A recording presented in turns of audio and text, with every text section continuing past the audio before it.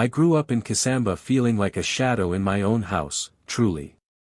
My parents loved Zuri loudly, and every praise made me smaller. At a family dinner they told me plainly, "Your sister deserves more, give her what you can." Those words sank into me and stayed there like a bruise. I learned to keep my needs folded and quiet, to step back when good things came. Zuri married Kato Mwangi and everyone celebrated as if luck had struck our family. Kato's phone would buzz late at night and he would answer with a light I did not understand. Once I opened his laptop to help with dinner plans and found a hidden folder. Inside were photos, letters, bank records, and a recording of him bragging about fooling our family.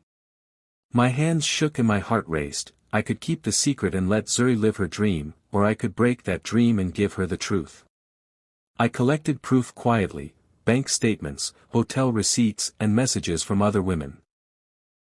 At a family gathering in Makolo I played the recording and watched the room change. Gasps cut through the music, Zuri went pale and our parents could not hide their shame. Kato tried to shout but the papers and the files left no space for lies. His business partners withdrew and his proud walk turned to a slow, broken shuffle. Zuri left him and instead of pity she found a purpose helping other women rebuild. And moved on. They said my sister deserved more, I thought, so I gave her the only more that mattered. Zuri walked into weddings and into rooms as if everything belonged to her, hair perfect, smile bright, the kind of woman our family liked to hold up like proof that good breeding and luck still mattered. When she married Kato Mwangi everyone cheered like we had won something important, and for a long time it looked that way. Kato had a tidy suit, a tidy bank account and a tidy way of speaking that made his friends nod and our parents beam. He owned businesses in both Njala and Baiko City and he liked the sound of his own name, saying it slow so people would remember. At family dinners his plate was always full and his chair always on the best side. Zuri bloomed under that light. The praise was constant. Our cousins would whisper, "Your sister deserves this, your sister has made the family proud," and my parents would tell me to be grateful for what Zuri brought home. But it was not all gold. I learned to watch the shadows around him. There were nights when Zuri would laugh in the next room and the sound would stop when Kato entered. There were nights when I heard his phone buzz and he would step out to answer in the courtyard where no one could listen. Once, when I visited their small house alone, I saw him look at Zuri like someone looking at a prize that had already been taken. The look had no warmth. He spoke to her with the same voice he used with his managers, clipped and careful, as if she were another task. I saw a text light up his screen late at night and the message preview made his jaw harden. Zuri brushed it off and said it was business. Who could blame her? Who would imagine the man praised at every family gathering was keeping a different life in the dark?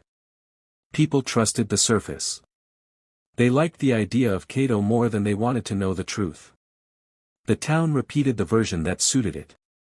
Zuri smiled and attended galas and charity dinners with him by her side. On the outside the marriage fit the story everyone wanted to tell, a neat picture for social media, a neat story for family gossip. Inside, the picture had cracks. I heard whispers from women at the market who mentioned seeing Kato with the wrong company. I overheard a cousin say under her breath that he had left 2 women crying at a hotel. I learned to watch how Kato treated Zuri in public, how he corrected her gently and how he corrected her fiercely when she made a joke he did not like. It was the little things that told the truth, the way he kept his phone face down at dinner, the way he avoided eye contact after he had been praised, the way he laughed at other men who admired Zuri as if to show he owned the moment. I began to feel a tightness in my chest whenever I saw them together. I felt protective and puzzled at once, like I was watching a beautiful building leaning on rotten beams. People saw the shine and called it happiness. I saw the cracks and wondered how long before the whole thing fell apart. I went to Zuri's house to help with a dress and to bring the kind of small kindness sisters give without thinking. The house smelled like citrus and new soap. Kato was out on a call and Zuri was in the back tying a ribbon. He had left his laptop open on the dining table, the screen bright with a news site. I told myself to busy my hands with tea, to be polite, but my eyes kept moving back to the laptop. It sat there like a window I had not meant to look through. I moved closer to plug in a charger and my hand hovered over the mouse. The screen was unlocked. I clicked to close a pop-up and then froze when I saw a folder named with nothing but a small white dot. It looked wrong. I should have walked away. Instead I clicked. Inside were files named with places I knew, Jala and Baiko City, and 2 names I had heard whispered at the market. There were photos, smiling women in hotels, receipts with Kato's company stamped on them, and documents that looked like contracts and private messages. My heart beat loud in my ears. I found letters folded into a folder labeled with a woman's first name and the words, "For later." The letters were soft and cruel at once. He used small, careful words that meant nothing to him and everything to the woman who read them. Then I saw an audio file. The file name was blunt and ugly. My fingers shook as I clicked play. His voice filled the room like a hand on the throat. He laughed and bragged about how he had the family fooled, how easy it was to make Zuri believe in him, how he kept separate accounts and separate beds. He said the word deserve with a slow taste, like he was testing it.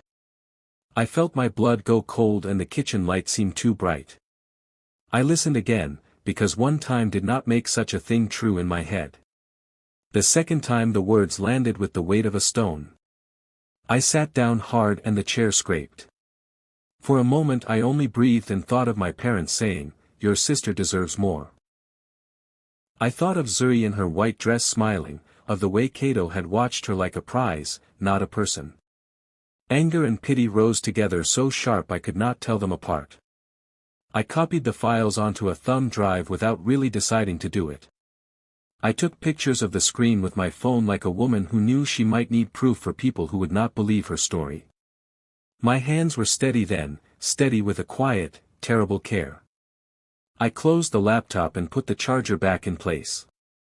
I left the room and told Zuri I had to go, and she hugged me without question. In my car I pressed my forehead to the steering wheel and thought of what I had found, and what I would do with it. The truth sat with me in the dark, heavy and clear.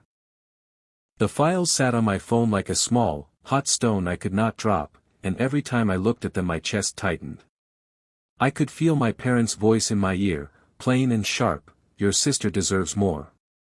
They had said it as if the answer to everything was more money, more praise, more show.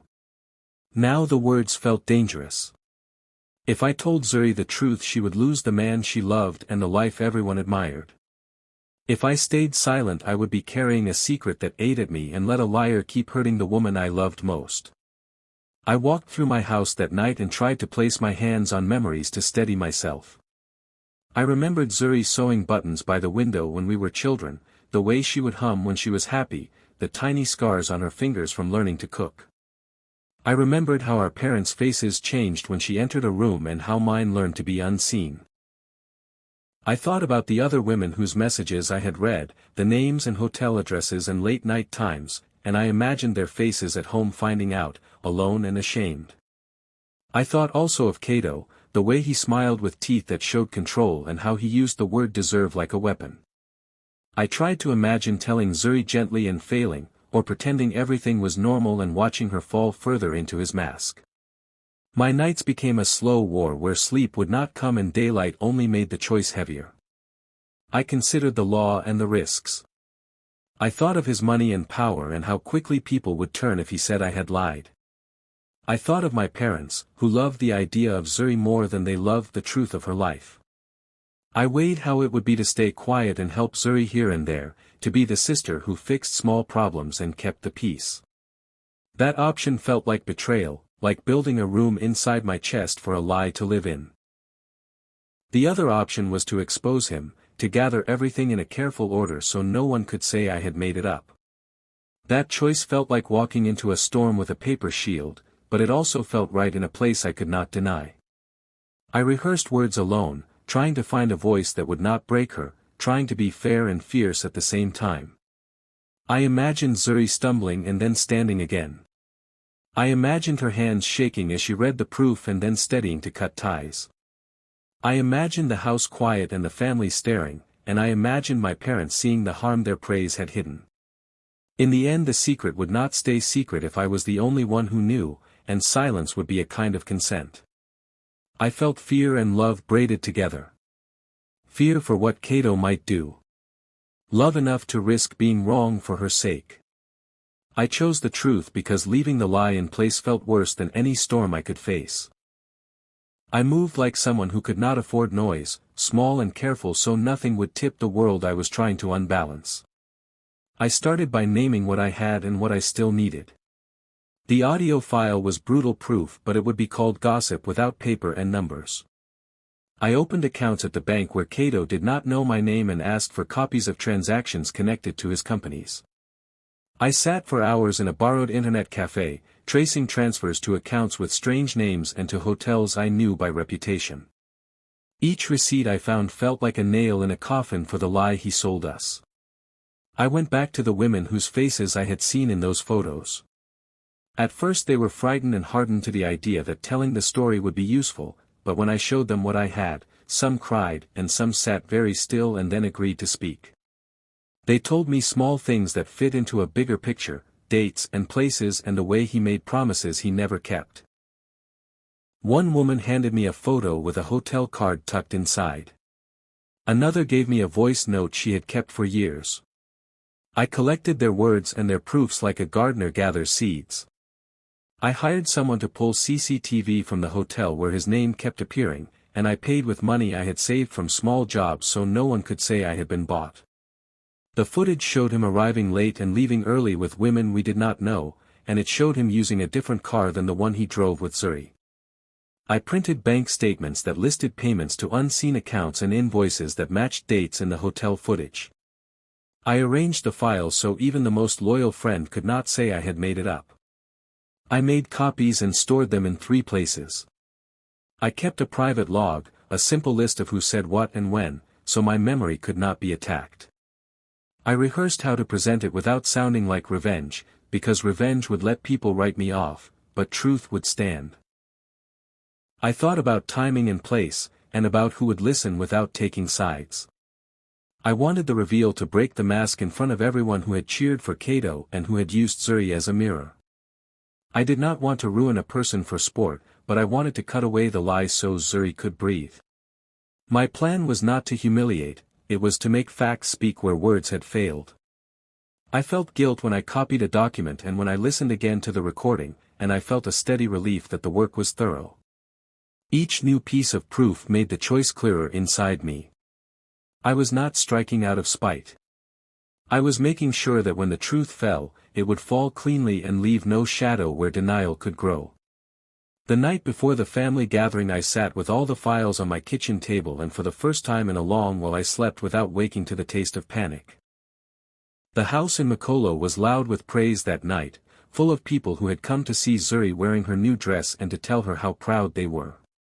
My parents sat straighter than usual, smiling as if the praise itself could fix every fault.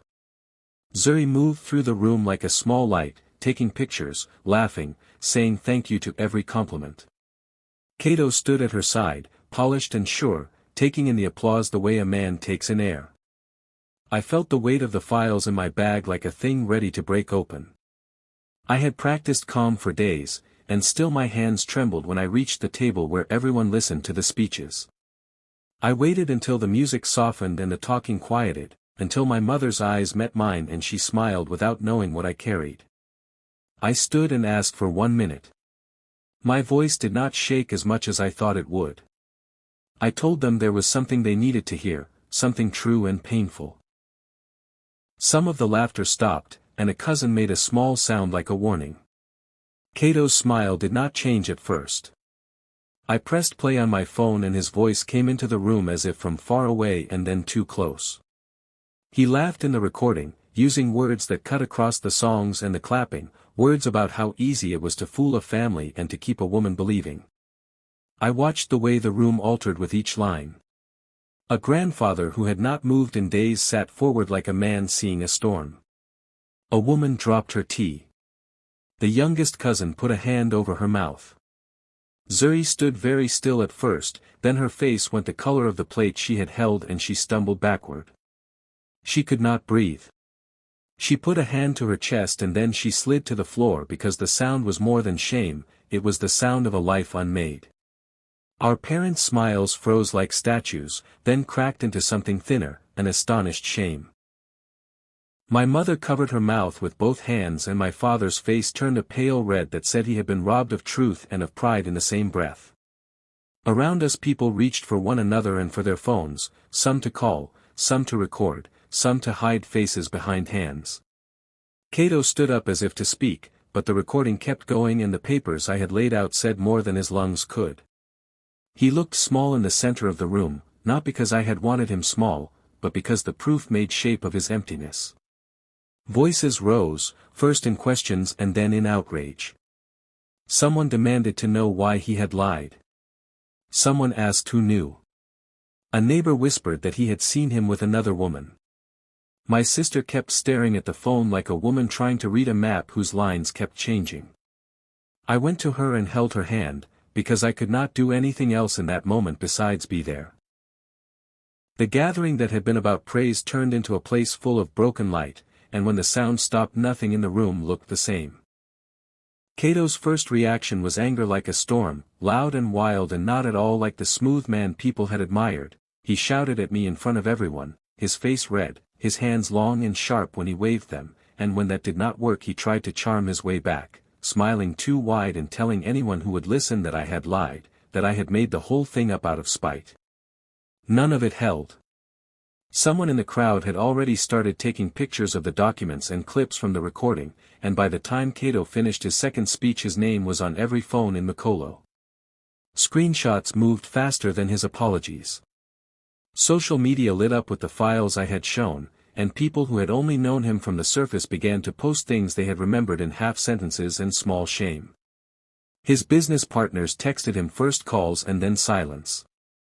Contracts that once had his signature were quietly rewritten, board members met behind closed doors and walked away. The businesses he had used as a bright suit for himself suddenly had to answer questions from banks and clients. Calls meant to reassure turned into requests for documentation and then simple endings. People who had once bowed to him in meetings stopped answering his calls. He called my parents and begged for a chance to explain, then blamed me in a phone full of hissed words. When his loud words failed he tried to smear the women who had come forward, but the evidence we had collected made their stories clear and not easy to deny. Old receipts and hotel footage, voice notes, and bank statements set like stones in a river that could not be turned back. There were threats, too, quiet and thin, messages that tried to scare witnesses into silence, but the same phones that held threats also held copies and witnesses who were ready to speak. The town watched the fall like a slow collapse of a painted wall, and people who had smiled at him for status now turned away. Cato's pride could not stomach being small. He lost partners, then clients, then the public face he had built so carefully. Articles and gossip spread beyond Mythology, and some called him a fraud, naming the trust he had sold as if it were worth nothing. Reby watched the man she had loved unravel in public and felt something like grief and something like relief. The pity people tried to offer her felt clumsy and not enough, so she began to act with a fierce calm that surprised everyone. She closed bank accounts, she met with lawyers, she told some truths of her own. The man who had been her prize became her shame in public, but behind closed doors he was also just a man who had to answer for what he had done. I felt a strange mix of sorrow and rightness watching him shrink from the shoulders he had used to take space. The town had its stories and its hashtags, but Reby started building plans, and this was the first honest thing to come from what had been a house of good lies. Reby left Cato with the kind of quiet that surprises people. At first she was broken in ways we could see, stumbling through the rooms of her life as if the furniture had moved. She cried, and we cried with her, but her cry turned into a steady breath that grew stronger each day. She closed the accounts he touched and met with lawyers with a calm that belonged to someone reclaiming her name. Instead of hiding, she turned outward. She started a small center in Mythology where women who had been betrayed could come for a hot cup of tea, someone to listen, and help filling in forms or finding work. It began in one borrowed room with a hand-painted sign and a list of volunteers who had been hurt and who wanted to help. Word spread not because of gossip but because the help was real and simple. Women who had been silent found voices. Some opened small shops with tiny loans Zuri helped them apply for. Others took classes she arranged in sewing and bookkeeping. The center did not fix everything, but it gave people a place to stand when they could not stand alone. Our parents sat with their shame like an old coat they could not throw away. They watched Zuri build where they had only praised, and they watched me, the quiet daughter, who had done what I thought right. Their looks changed slowly from pride to something like apology. They said words that tried to stitch things back, and Zuri accepted some and left others to fall. The town made stories about how she had been the golden child who found gold and truth, and some people still spoke as if I had performed a public crime. I do not mind much now. I see Zuri walking through the center greeting women by name, and I know that the more our parents wanted was never the right kind of more. They said my sister deserved more, so I gave her exactly that.